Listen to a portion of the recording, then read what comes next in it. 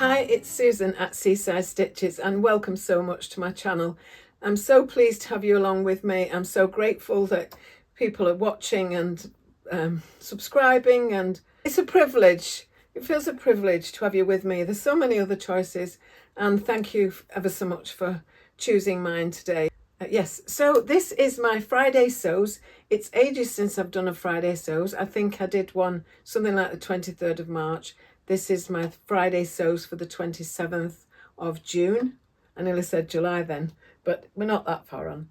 Anyway, I'd love to do it sitting down, but I've no space at the moment. I've had my table moved across and I can't get my chair behind it. So if you'll excuse me, it's not like I'm just about to dash in and dash off, but I'm just doing a stand-up one today. It's funny because what I'm wearing is just a thrifted dress from a charity shop. I have had a different dress on, had a dress on that matched this bag before. It was just too hot. I went to change into something else, and then I decided I wasn't going to vlog at all, and then I decided, oh, I'll wear this. And I started doing a bit of sewing and I thought, oh no, I'm going to do my vlog. So apologies that it's not me made, but I really do like the fact that this has got kind of a double sleeve, and it's one that I would love to repeat at some point. So it's got kind of a loose sleeve and then another loose sleeve above it. I can't just think what they call these loose sleeves. Just please forgive me. Anyway, I wanted to catch you up on, I'd been poorly for a while before, but I've really come back with my Sojo again, and I've done a couple of videos that are already out of just sharing what I've been up to in my sewing room. Now, it's not been about finishes. Like, I couldn't go, I've made this and I've made this and I've made this and I used this pattern for that. It's been a lot of experimenting or just jumping on ideas of maybe cutting something out, maybe laying something out ready to cut out, maybe just pairing a fabric with a pattern.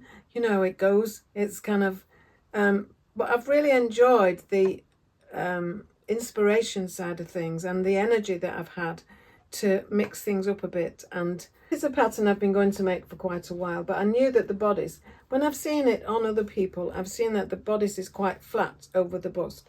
Now, that's not everyone, but that's what I've seen. And I wanted to be sure that I could make a proper bodice that actually fit me. And I've been on that journey since kind of partly during May. I was looking at things like that and making a toile for I've just realised that the heat from the lamp is quite extraordinary when I've got the heat from outside and the heat from, anyway. Yes, so I did manage. I had a little trip to Little Legs and I found some fabric. Well, I was looking at something else and one of the lovely women there just came up and said, we have moved this rack and we haven't really got room for all our other stuff, but there are some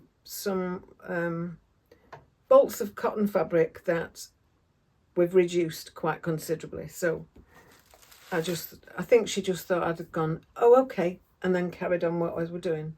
But I just turned to look, and this lovely fabric just jumped out at me. And it was a buy one, get one free. So if you bought a yard of it, you got a yard free. And when I looked at it, it was only £4 a metre anyway. And I ended up having 4 meters, which worked out at 4 fours are 16. But then because it was half price, really, it was only £8. So if I end up making this dress, it will only have cost me £8. So I'm really thrilled about that. And I have cut all the pieces out except the bodice. And that's been a kind of a journey that I've been on in the last couple of weeks, last 2 or 3 weeks. So if you've watched any of my other videos of what I've been doing, some of that will have been trying to craft which way around I'm cutting the fabric, etc., etc. So that's one of the things I was just going to share with you. The other thing is, Me Made May was absolutely immensely important to me. It's not something that I've ever continued through with before, and I'm not the best at Instagram. And I did put on, I think I've already said this in my other Friday sews, that initially I put on 2 of the same posts because I wasn't patient enough to know that it had already gone on. And then the day after, instead of improving, I actually put 3 on. But there were delays in it going on. It wasn't showing on any of my devices that it had actually entered into the realm of Instagram. But when I looked later on, about 4 hours later, there were three versions of the same post. So anyway, but I managed to post something every day wearing a me-made garment every day. And I was surprised to find out, because I did a bit of stats for it, that I didn't make anything new for it. But I wore 17 different dresses. Now, I didn't even know I had 17 different dresses, but I did wear 17 different dresses. But I have been sewing since 2020, 21, since I got back into sewing this time. I sewed years ago, but anyway. So there's a kind of lot of time to have gone over, I think, to have got 17 dresses. And if I just quickly look at my book, I know there were 2 bags that I had pictures of me with. One was this that I had at Plymouth Frocktails that I made for that matched my dress. Not exactly matched my dress, because this is in a viscose challis and the dress is in crushed velvet, a Minerva pattern, a Minerva print. But I was so pleased with this, and it's got an extending strap to do a crossbody. It's called the On The Go bag from By Annie Patterns, and yes, so I've talked about this on another video, but that I wore when I finally put on my Plymouth Frocktails dress towards the end of May, and had a walk on the prom in it, and I just loved how it swished and swashed. It was lovely, very easy breezy, and it's helped me to look at being able to use it as an ordinary day dress and just get some swing and sway out of it. So I'm really pleased about that. So, but the actual process of doing Me Made May helped me give a focus to getting up and getting dressed in the morning. Not that I've not been getting dressed, but dressing something not slouchy, and something that I'd made and something I felt proud of. And that's been really interesting, how proud I've felt of the fact that I have achieved so many, well, I suppose creating so many garments, and I'm really pleased about that, really happy about it. The other bag that I used was, as I just showed you then, this is the I'm going to call Bowl Me Over. It's a Bowl Me Over bag, based on the loose idea of a bowling bag, but it's not a bowling bag really. There is a crossbody strap that goes across it, or an over the shoulder strap that goes with it. And yes, and this belongs to my friend, belongs to my lovely friend here. So it was made from scraps, real scraps, not just what was left over. Lots of scraps that I just put together in a kind of random fashion to make some extra fabric and make this bag. And I really love it. And sorry, and I really love this dress, which is what I had on earlier, because I was popping out for something, and then I was like, this is just too warm. Anyway, so that was one of the photographs that I had a bag for. And the other thing I did in Me Made May, on the 30th of May, daughter-in-law took us into Hemel Hempstead. She wanted to buy something for an event she was going to the day after. And I did know that there was well, I've been in it before, a few years ago, that there is a dressmaking shop there. Well, it's a craft, and it's called Needlecraft in Hemel Hempstead. It's just opposite the Water Gardens in Hemel Hempstead. If anybody goes there, knows what I'm talking about. And it's a beautiful shop with knitting and crochet and all sorts of different thread crafts, I would say. But there is a quilting section for quilting cottons, but also dressmaking, quite a variety of things. And I almost picked up this. Well, I did pick this up, and I looked at it, and I was studying it for quite a while, and it is a fleeceback French terry, and I really did like the idea of it as got the pattern here, that's what just reminded me. of a toaster sweater. So I was really pleased about that. I thought that will be my third toaster sweater, and I think I'm then complete with a good set of, for wintry evenings, coolness. When the coolness arrives and I still want to go for a walk to the sea, I can wear one of these, and I can wear it with my black denim skirt that I have, that's a ready-made. But anyway, so I was really pleased about that. But then I wasn't quite sure whether to get it or not, and I had another look round, and because I was supposed to be looking for something to make skirts with, but then I spotted this, and this is a Dashwood Studio, and it is just really, really pretty. It feels really soft. It's not quilting cotton, it is dressmaking cotton. It's a cotton poplin, and yeah, I'm really pleased with it. And once I'd bought it, and I'd got it in a little paper bag and stuff, and I was thinking, I think it might be a bit pale for me. I'm not quite sure. What have I done? Why did I buy it? I was just a bit mesmerised, because there was a greeny one that I really liked, but it had some orange with it, and I'm a bit funny about green and orange and royal blue and orange. And then I spotted this one by it, and I thought, I have seen this before, but I do think it's really lovely, and I have got some blue fabric that I want to make a skirt with. But then I have toyed with the idea of making a skirt with this as well, or instead, because I could team it then with pink. I've got a few things that would go with it. So I just wanted to share that with you. So I just bought that on the day, and so why have I got this, or how have I got this? Well, my daughter-in-law said they're online now.